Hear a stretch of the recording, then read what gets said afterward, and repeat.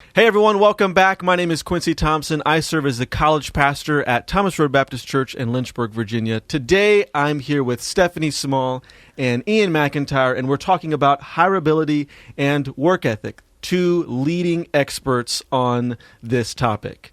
Hope you guys are ready. We'll try. We'll do our best. Yes. Well, listen, today is obviously a very competitive job market, and students are wanting to know, hey, how do I become more hireable? What are some work ethic qualities that I should be developing? But before we get into that, I think it helps to have some context because you two are amazing and awesome and do so many great things here at Thomas Road. But let's just kind of start there. Stephany, what do you do here at Thomas Road? So I am pretty new here at Thomas Road. I've been here for about 2 months, and I serve on the Connect team. So we help people that are new here or people that have been going here for a little while just kind of get plugged in and take their next steps, whether it's a life group or serving or whatever it is that they feel called to do here. Yes, but most importantly, you worked in the best place in the world, I think, West Palm, Florida. Yes. I mean, come on. Yes. You got the beach. It's amazing. And you also worked at a pretty cool resort, which I want to ask you more about later because that was probably a pretty tough gig to get. It was great. Yes, I used to work at the Breakers in Palm Beach and learned a lot there about work ethic and different things. So awesome. Well, glad you're here with us today. Yeah.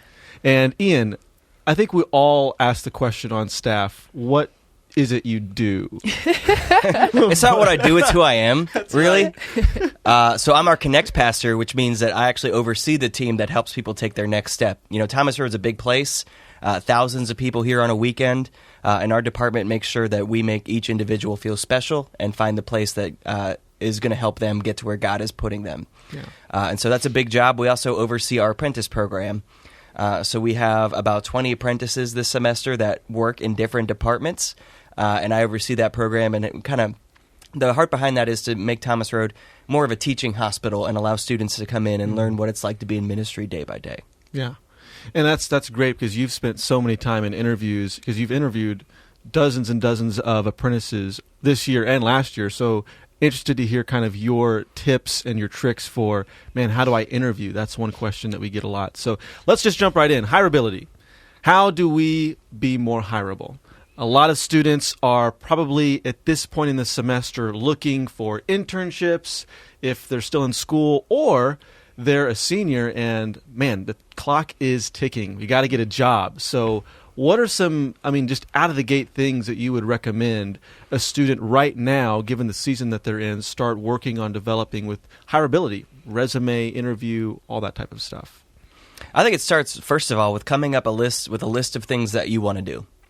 Right, so in college, you get prepared for these big ideas and these big work fields, but reality is you're going to go out of college and there's not going to be something that fits you 100% right out of the gate.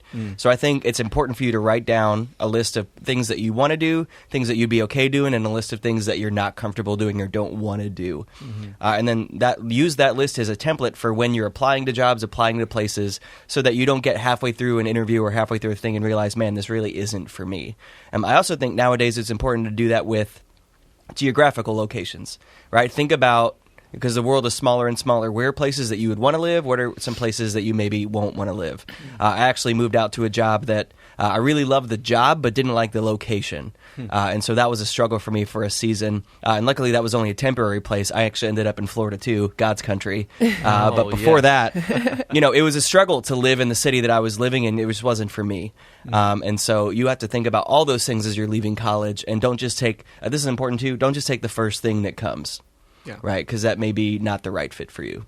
Yeah. I think we're presented with so many options and opportunities, and we could kind of get just stalled and like, oh my goodness, which one is the right one? Which one, there's a God wants me to do this one and not this one. I feel like so many people are, what is what God wanting me to do? It's not necessarily that one internship or one job is, God says, if you go here, then I'm going to bless you, and if you go here, I'm not going to bless you.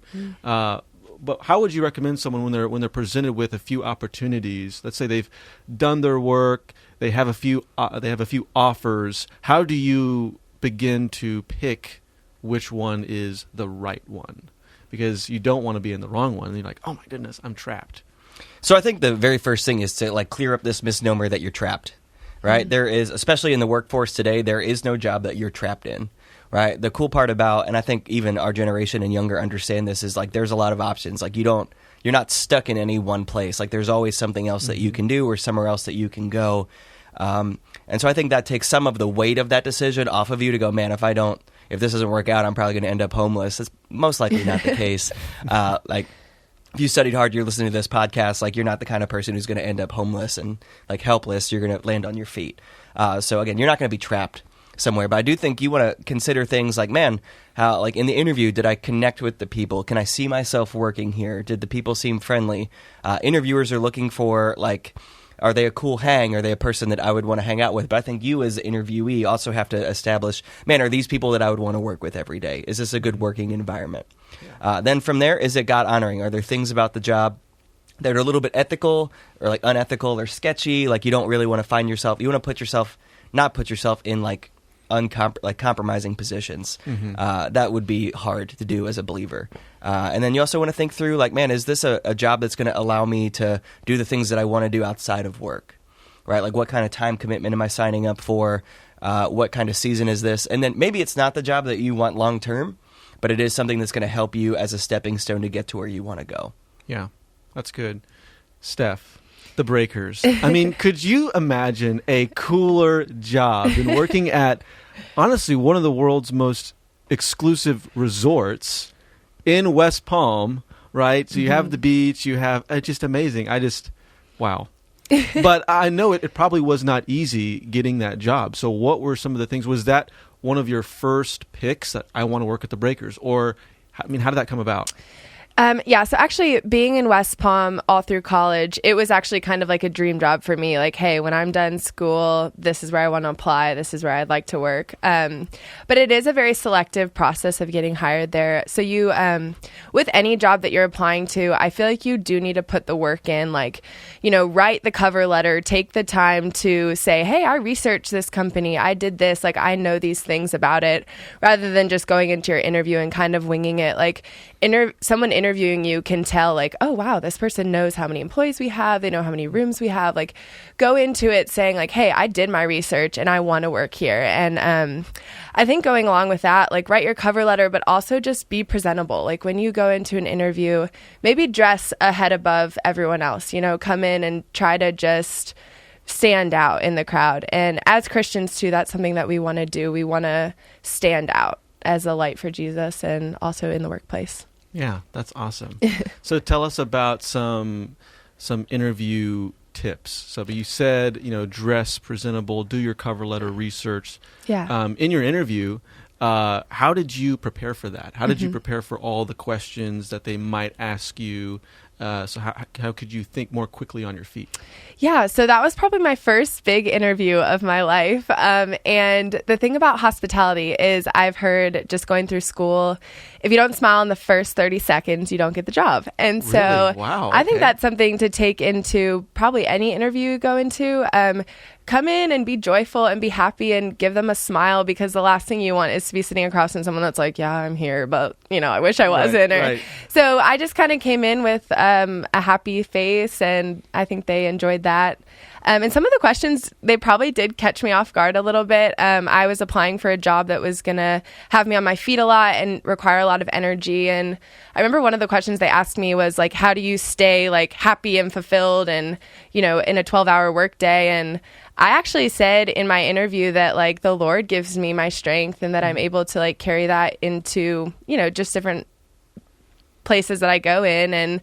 And I think that was important to them, and they still hired me. And so I brought my faith into kind of all aspects of that job. But that was, even in my interview, I could kind of integrate my faith, which was neat. That's amazing. And, it's not a Christian resort by any means, yeah. And so that's amazing how, wow, that caught them off guard, or, that you said that, like, hey, the Lord gives me my strength and my joy. Right. And wow, what an impact. That's so great. Hirability, Ian, any things that you see? I mean, we see a lot of people apply for the apprenticeship here at Thomas Road. And as people are probably applying for internships for this summer, what are some things that you would recommend that they would do, or how to prepare? Yeah, I would say number one, like, details matter, right? So I had someone come through with a cover letter that had a different job on it than the one that they were applying for. Yikes. And like, that's just... You want to check those kind of things Right, through, right? double check, Because you're triple check. you're almost like marking your name off the list before you even get started, right? Because you want to make sure your details matter. The references on your resume, make sure like they know, so they don't get like if I call someone and they're like, who's that?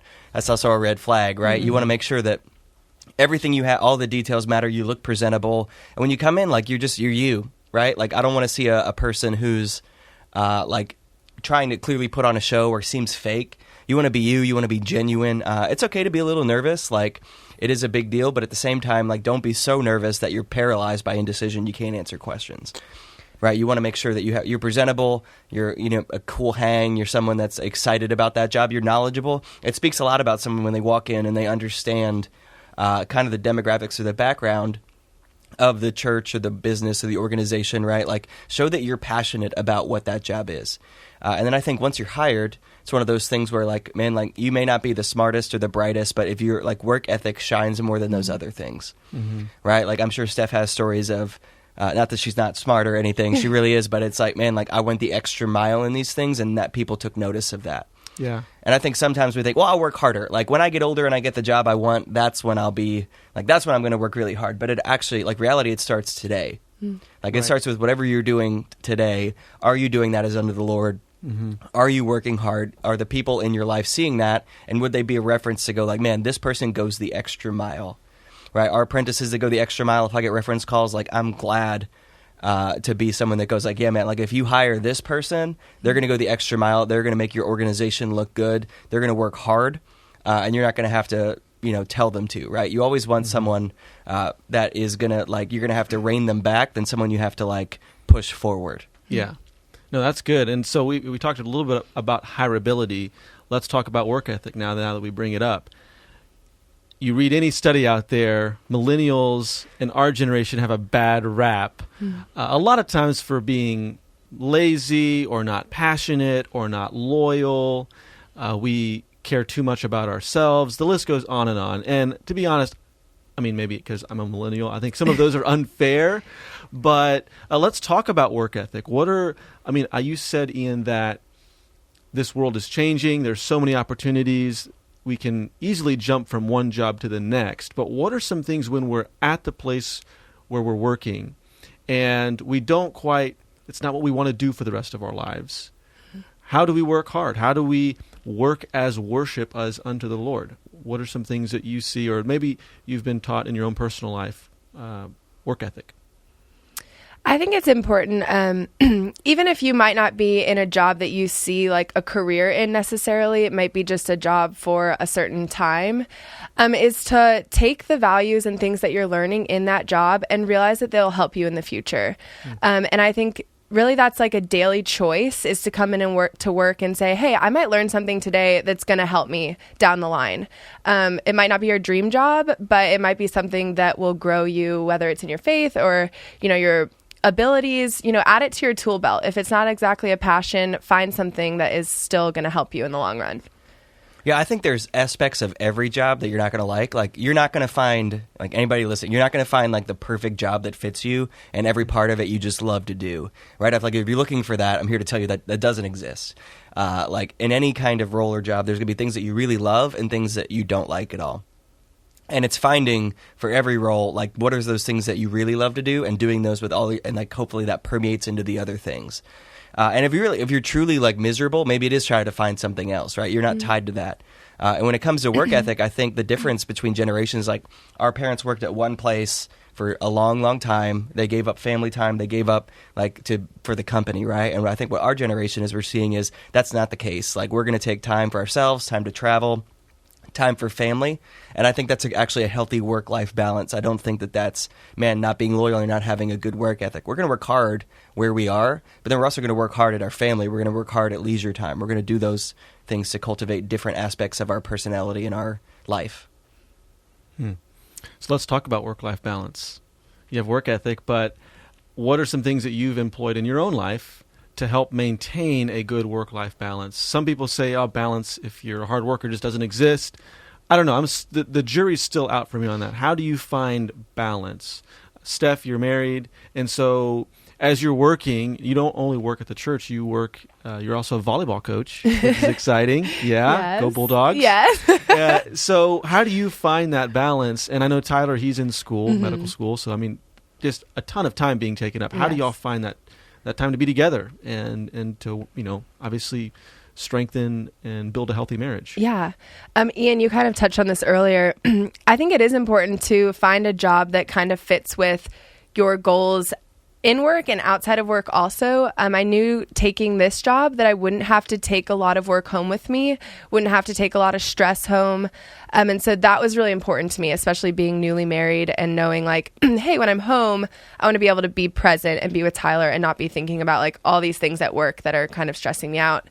And so that's one big thing for me, but also just putting a priority on things. My marriage is a number one priority after my relationship with Christ. And so I know that if work has to probably take a little bit of a back burner so that Tyler and I can have time together, then Ian is appreciative of that and understands it. But also just still working hard while you're at work, but maybe if it's not a job that you have to take home, kind of just leaving it at work and being present when you're there.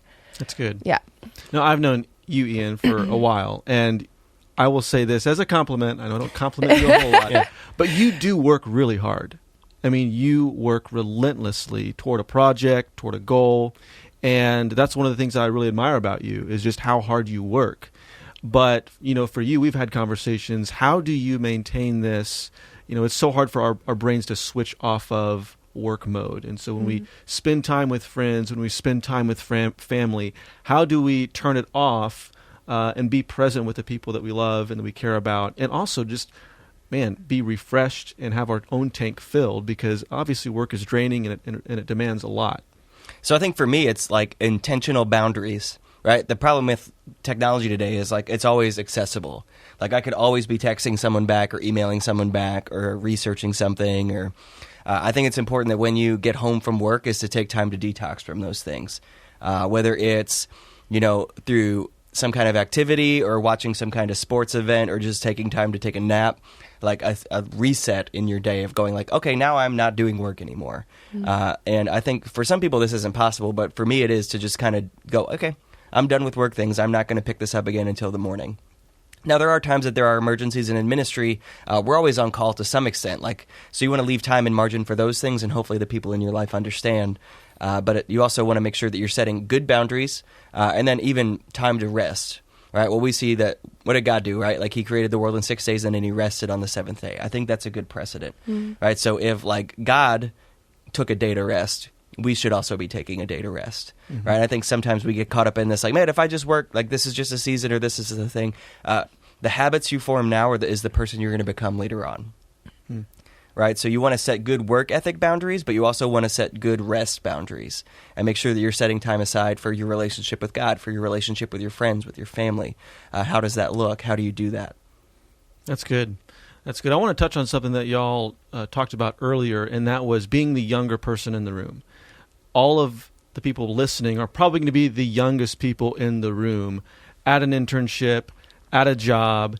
And I feel that sometimes, at least I fell into this, that if I'm the youngest person, I want to prove myself, right? I want to try to be the standout. And that could be good, but that could also be dangerous as well. We don't want to be perceived as, okay, here's the young gun coming in, they know it all, and they always have something to say. So what would you recommend for people going into a field or an organization or an industry where they're going to be the younger person, but they want to work hard, they want to climb, the ranks and have positions of leadership that make an impact in people's lives? How do you do that? I think number one, you want to listen. Listen, and then listen some more before you talk, right? So it was interesting. I heard that Nelson Mandela, the president of South Africa that, did all those great things in his life and helped South Africa a ton. He was always the last person to speak in a room. Wow. In any kind of meeting or thing he was in, he would make it a point he would listen to everybody first before he talked. Wow. Now, I think that's a huge lesson, especially for the younger, and as I find myself even getting older, man, you want to listen more than you talk and hear the different perspectives. And I think for younger people, it's not just throw in the baby out with the bathwater and going like, man, I'm new. We're going to change everything. We're going to fix it. It's listening and understanding why things are done, why they're done, and then coming in and thinking through how you can fix those to benefit everybody. Yeah, that's good. And there's a lot of proverbs that talk about, a person who's unwise talks a lot. And I think you find that when you don't speak a whole lot, when you do speak, people listen.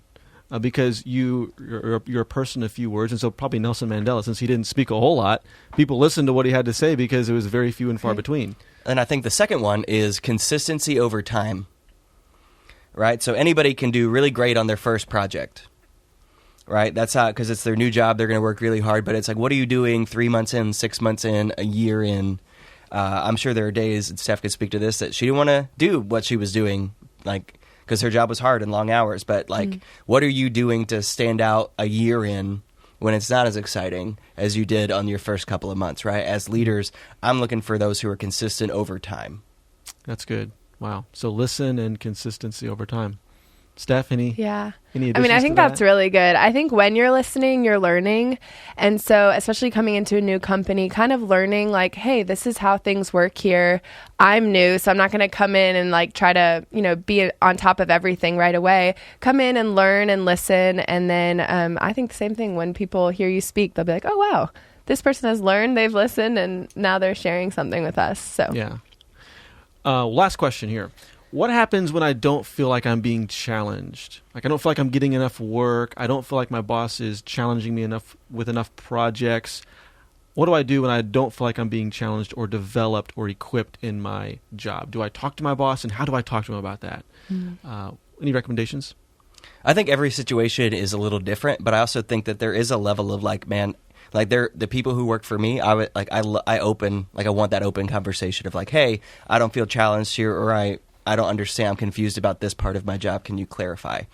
Because the reality is, like, we think that every other like this is just human nature. I think that every person in the world is thinking about me all the time. That's super narcissistic and maybe embarrassing to admit. But I think if we're honest, all of us feel that way at times of like, oh man, they're clearly slighting me, or they're not thinking about me. And this is like, in reality, like they're probably not thinking about you at all. So for you to bring that up is actually helpful. Right? Like I've had really great conversations with some of the folks that have worked for me in my department in the past of like, hey, I'm not understanding this part of my job, or actually need more guidance in this.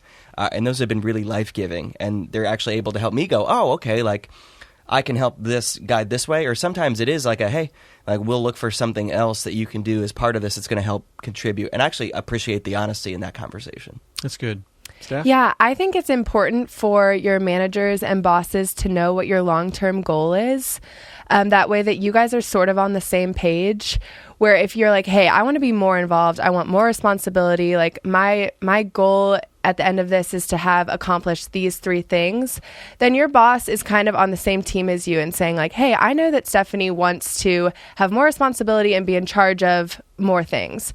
And so even at my last job, that's something that I had expressed to my boss was, hey, like if there's something on the side that I can be doing, to write on my resume, or something that I can gain more understanding in, like, pick me. Like, I'd love to be the one that you choose for that. And so over my 3 years at the Breakers, I had like several jobs on top of my job, because I had said like, hey, I want to do this. Like, I want to grow more.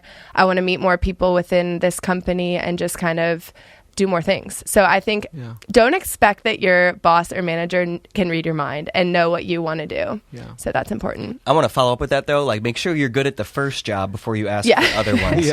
Right? Like, I've also been in a place where like, man, I don't like the job I'm doing right now. I want to do other stuff, and I use it as my way to get out. Don't do that. Like, be good at what you're doing. And then even if it's also like, hey, I noticed this, is there like, just go to your boss and go, hey, I've noticed that this is something that like we could do better. Is it okay if I take a shot at that?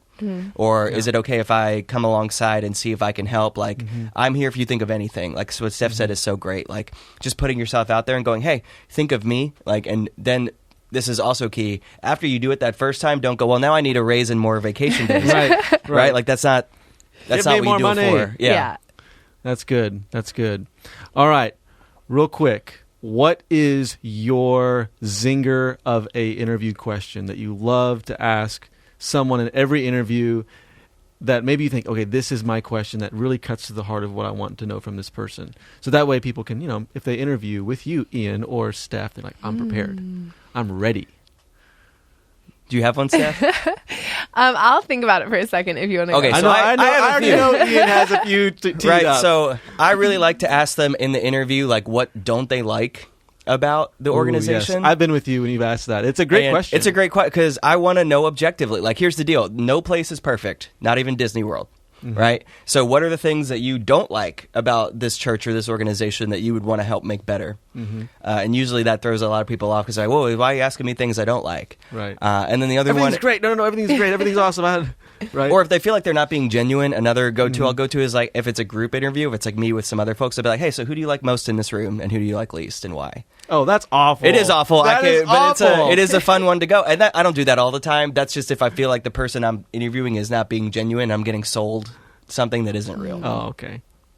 Still, man, that's low. Those are free. Use those whenever you want. Yeah. Wow. Okay. All right. Steph? Man, I don't think that there's one that like really stands out to me, but just saying that, do be prepared for questions that are going to come at you that maybe you haven't been asked before, because that is big to not be like caught off guard and be like, you want to have like some sort of answer for a lot of those interview questions. So, like, you want to know, always be prepared with like some joke. I know that sounds ridiculous, but like, what if you're not funny? What if you're not a natural comedian? Have a joke ready because they may ask you like, "Hey, tell us a joke," or they may say like, "Hey, who's on your Spotify playlist? Like, tell us about you." Right. Right? Because I think sometimes in interviews we get nervous and we don't actually show like those sides of it. So good interviewers will try and get at that by asking you those kinds of questions. Tell them the new Kanye album. Yeah. That'll throw them off real quick. We'll have to save that for another podcast, for another Navigate. Well, thank you, Steph. Thank you, Ian, for joining us. Hirability and work ethic. Great comments, great insight. Thank you all so much. Thanks for listening to Navigate. We'll catch you next week.